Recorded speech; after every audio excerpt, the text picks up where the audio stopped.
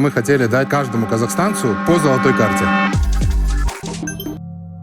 Каспий Голд, всеми любимая карта. На сегодня около 15 миллионов наших любимых клиентов пользуются Каспий Голд. Когда мы делали Каспий Голд, получение всех других карт занимало где-то приблизительно около 1 недели, может 10 дней. Изначально идея Каспий Голд у нас была, что мы хотели дать каждому казахстанцу по золотой карте. И мы сделали получение именной карты в нашем отделении за 15 минут. Ну и мы считали, что это был космос. А потом мы сделали Каспий Картомат за 60 секунд. В мире таких аналогов нету.